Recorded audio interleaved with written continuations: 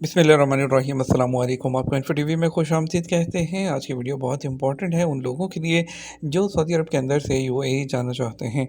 Dubai, Abu Dhabi या किसी भी यूएई के सिटी का जो है विज़िट करना चाहते हैं और आप जानना चाहते हैं कि आप किस तरह से वीज़ा अप्लाई करेंगे, उसकी फ़ीस क्या होगी, कितना टाइम लगेगा।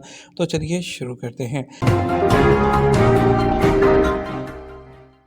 सबसे क्या करना है कि आपके लिए जो है सऊदी इकामा होल्डर जो है वो यूएई का वीज़ा उनको अब ऑन अराइवल नहीं मिलता है, उनको ऑनलाइन अप्लाई करना होता है।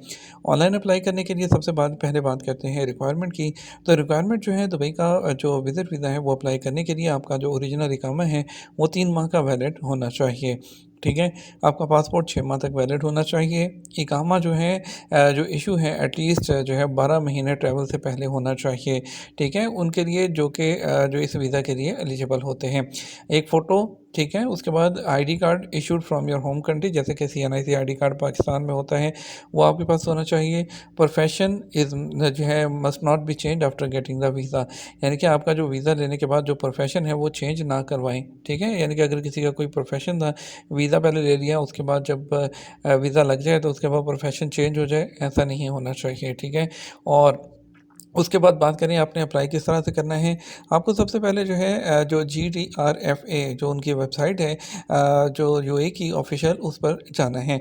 ये आपको लिंक नीचे डिस्क्रिप्शन में भी मिल जाएगा, smart.gdrafad.gov.ae। ठीक है, आपने इस लिंक पर क्लिक करते हुए यहाँ पर चले जाना है। आपके सामने इस तरह का इंटरफेस आएगा जिस पर लिखा होगा कि रजिस्टर करें या लिखा होगा कि EID नंबर। ठीक है, आप रजिस्टर न्यू यूज़र पर क्लिक करके ईमेल पर ये जो एरो बनाया है देखिए, इस पर ईमेल पर क्लिक कर देंगे। ठीक है, और उसके बाद आपने जो है फॉर्म फिल कर लेना है जिसमें आपको यूज़र नेम पूछेगा, आप अपना यूज़र नेम रखेंगे।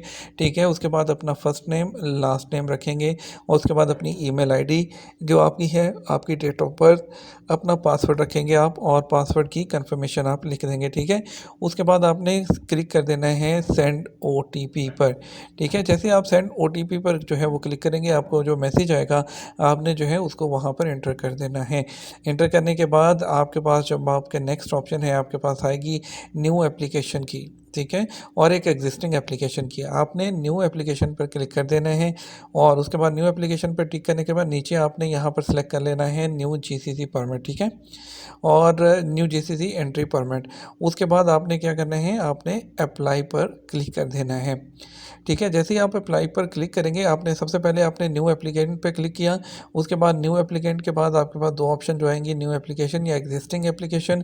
आपने न्यू परमिट पे क्लिक करना है और उसके बाद आपने नेक्स्ट कर देना है, अप्लाई पर क्लिक कर देना है। ठीक है, आप जैसे अप्लाई पर क्लिक करेंगे आपके सामने जो पेज खुलेगा उसमें आपने GCC रेजिडेंसी डिटेल लिखनी है। अब GCC रेजिडेंसी डिटेल में आपने इकामा नंबर लिखना है अपना, इशूइंग कंट्री में आपने सऊदी अरेबिया लिखना है, इशू डेट में आपने इकामा इशू डेट लिखनी है और एक्सपायरी डेट में आपने इकामा की एक्सपायरी डेट लिखनी है। और GCC ट्रिप डिटेल में आपने क्या करना है, GCC ट्रिप डिटेल में आपने लिखना है अराइवल जो है एमरेट जो है वहाँ पर आप दुबई लिखेंगे, और पोर्ट ऑफ अराइवल जो है आप अगर बाय रोड जा रहे हैं तो आप हता जो बॉर्डर है वो लिखेंगे, और arriving from country Saudi Arabia, arriving from select the city, वो आप जो है जहाँ जिस शहर से आ रहे हैं वो सेलेक्ट कीजिएगा, और बुकिंग रेफरेंस जो है आप इसको वैसे ही छोड़ दीजिएगा। उसके बाद आपने नेक्स्ट पर आपसे जो है नेक्स्ट पर क्लिक करेंगे, आपके पास GCC स्पॉन्सर की डिटेल पूछी जाएगी। GCC स्पॉन्सर टाइप में आपने लिखना है इस्टेब्लिशमेंट।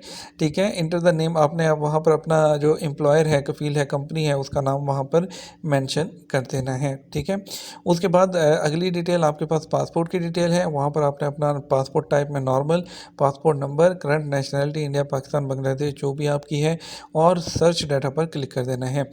ठीक है, और उसके बाद आपके सामने जो नेक्स्ट पेज आएगा उसमें आपकी एप्लीकेंट की डिटेल होगी तमाम, जिसमें आपका मदर नेम होगा इंग्लिश और अरबिक में, आपका मैरिटल स्टेटस, आपका रिलेशनशिप, ठीक है, आप शादीशुदा है, गैर शादीशुदा है, आपका मज़हब क्या है, फेथ क्या है, ठीक है, एजुकेशन, प्रोफेशन आपका क्या है, फर्स्ट लैंग्वेज, और नीचे कॉन्टैक्ट डिटेल होगी जिसमें ईमेल आईडी और मोबाइल नंबर है। ठीक है, ये करने के बाद आपने नेक्स्ट पर क्लिक करना है, फिर आपके पास डॉक्यूमेंट आपको नेक्स्ट में अपलोड करने हैं।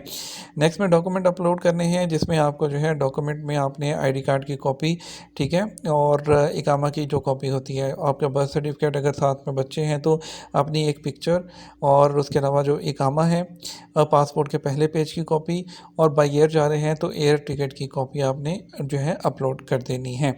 उसके बाद आप देखिए यहाँ पर नीचे जो है फ़ीस आ रही है टोटल 252.50 AED, 252.50 दिरहम जो है फ़ीस है इसकी, जो कि रियाल में जो है तकरीबन जो है थोड़े से इससे ज़्यादा बनते होंगे, 260 के आसपास।